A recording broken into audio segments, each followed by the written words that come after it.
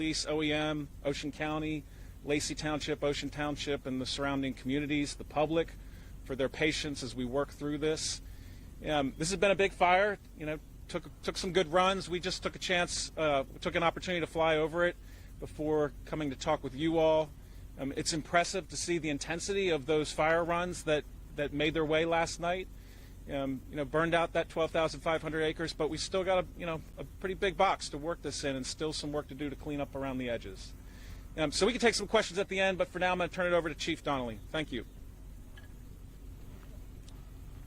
Hey, good afternoon. So here we go again. Seems like we're getting together doing this quite a bit. But right now, my job as the chief right now is to focus on the folks that are out there in the field fighting fire. We've got some folks that have been out here almost 24 hours now dealing with this fire. So in order to get them some rest and things like that, we're going to start to settle down here. As the night goes on, we're going to bring in some additional shifts. We're going to get the opportunity to send some of these folks home, as well as with some of our partners. Basically, I think we're going to start to downsize. Once the threat is gone in certain areas, we're going to start to release some of the fire apparatus you guys have seen out here working along the roads and things like that.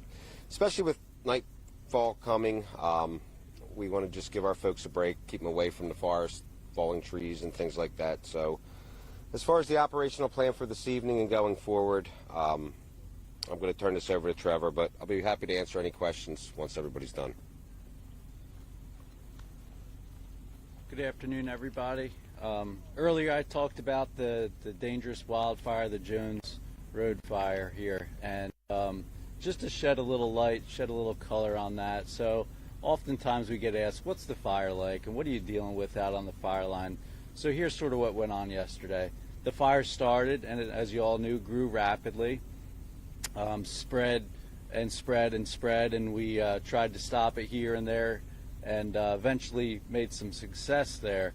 But so what went on between then and now type of thing. So these fires, with the dryness and the winds, they throw spot fires and embers, little tiny firebrands up to a mile out in front of that main fire.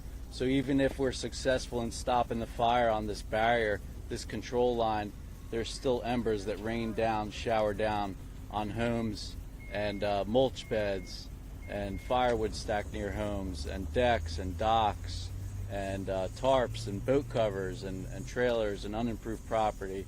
So so where all those embers land, there's always a firefighter at the end of those embers putting those embers out, which made it successful for us. So really, really great job to all the firefighters out there, putting those embers out, containing the fire, dealing with adverse conditions. When night came upon us, dealing with smoke, darkness, limited visibility, traffic, people, evacuating. Meanwhile, we're coming in. So we always like to urge, if you're to evacuate, heed our warnings, evacuate when we ask you to, because as you wait, that delays our response to get in to fight these fires. So just to shed a little light on what went on last night, and thank you very, very much. So happy to take any questions if you all have any questions. Yes? The fire that was spotted from the tower yesterday morning, the initial fire, was there anything around, where was that? Is there anything around it? Any campgrounds, any sites? I think it's fair to say that fire was in the Greenwood Wildlife Management Area. As I mentioned, it's under investigation. That wildlife management area is unimproved. In other words, that's a term that we use to talk about the lack of facilities that it has. It's pretty wild and untamed space. So it's not as if there was infrastructure there or a campground that you might see in a state park per se. So to the point of the cause of the fire, we'll have to wait until the investigation bears that out. Sir, to piggyback off of what he just said, spotted yesterday morning, and I believe Trevor had said that at that time it was only 10 to 20 acres, if I'm not mistaken, and it's now 12,500 acres burned. Can you just speak to how that happens and speak to how rapidly these flames can spread? Trevor, you want to take that one? Yeah, sure. So as I mentioned this morning, the fuels, the condition, the fuels are those leaves, those pine needles, debris on the forest floor. Really dry right now, droughty. We're still in a drought. So fuels are dry. We're at the peak fire season here. April 20th is right at peak. Nice clear sky today means low humidity, winds, warm temps. It's all ripe for fire spread. So those small, seemingly small fires can grow rapidly.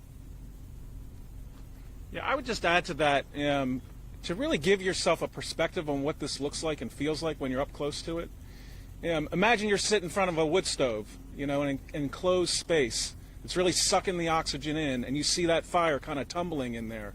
That's what's happening with this fire as it grows and progresses and that intensity builds.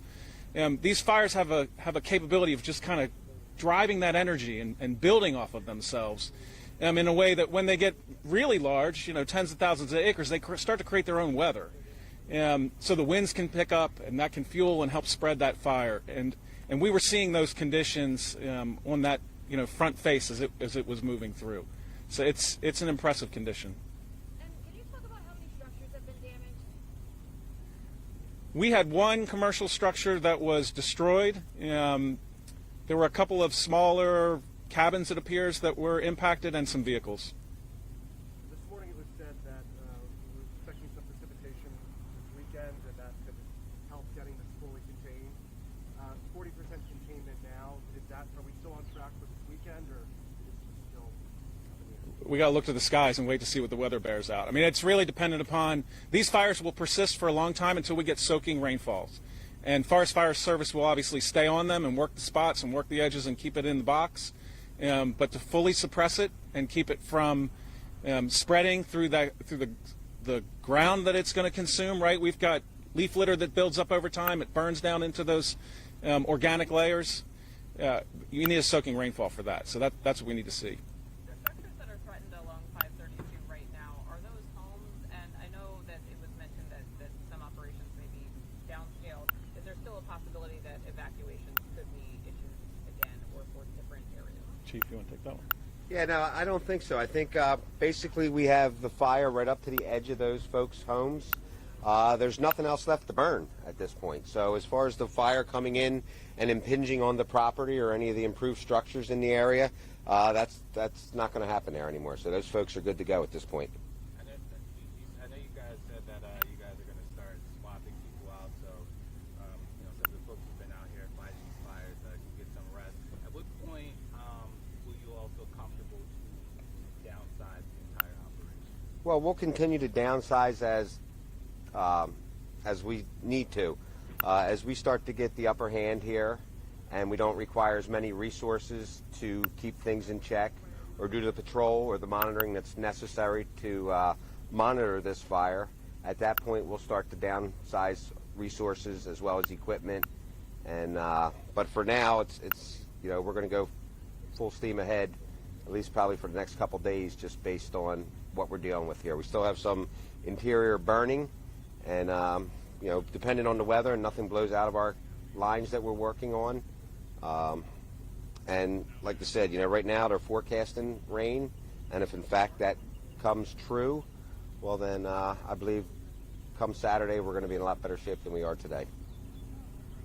And air quality concerns, something about concerns in New York City. Anyone speak to that? No, I do not know anything about that. Right across the way here, we're seeing a lot of charred trees and charred fuel. Can you talk about what that is an example of? Was that a backfiring operation, or was that a situation where the fire came right up the road here? Well, that was a backfiring. The fire was impinging. You guys have to remember, New Jersey has some of the most volatile wildland fuels in the entire country.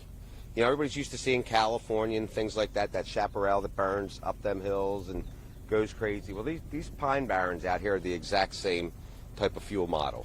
They are just like having napalm spread across the ground. It's, on the right conditions, when humidity's low and fires become wind-driven, it's just, you can see, you can have catastrophic fires as a result of those conditions coming together. So in advance of the main body of fire coming, our objective is to starve the fire so that when the fire arrives into the area, there's nothing left to burn. So that's a practice that we use, backfiring off of a nice line or some sort of a boundary, something that'll keep the fire that our folks can work off of safely and watch for spot fires and things like that. So any natural boundaries or streams, roads, things like that is what we like to use to mainly keep our folks safe, and it's a good anchor point. So what you're seeing across the street, probably in, I would say for maybe a few hundred yards, would be the actual remnants of the backfire. However, had they not backfired, we'd be standing in black ground right here as well, because the fire would have certainly blown right across the road had we not gotten ahead of it and started to try to tie it up. What's the name of the area where the fire started? Or was first spotted? I think we're using, Greenwood. it's the Greenwood Wildlife Management Area. And the road we used to just gain access was Jones Road. So that was basically where the name came from. Have there been any other injuries among firefighters or civilians at all? Not that I'm aware of.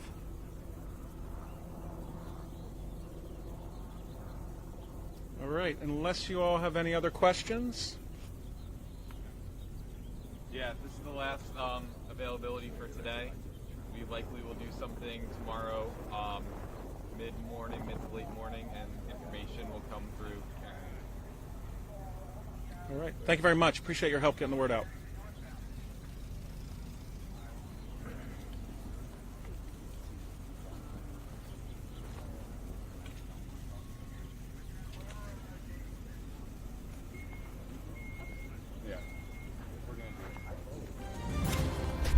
This has been breaking news. More than 24 alleged gang members are now facing charges after a major takedown in New York City. President Trump's border czar Tom Homan announced a federal racketeering indictment of 27 alleged members and associates of a violent Venezuelan street gang. They're accused of sex trafficking, plotting murders, and selling drugs in the city. Mayor Adams defended working with the feds. Are you on the side of those who are carrying these illegal guns, wreaking havoc, sex trafficking, harming innocent people, regardless of their documentation? Or you're on the side of hard-working New Yorkers and Americans? I'm clear on which side I'm on.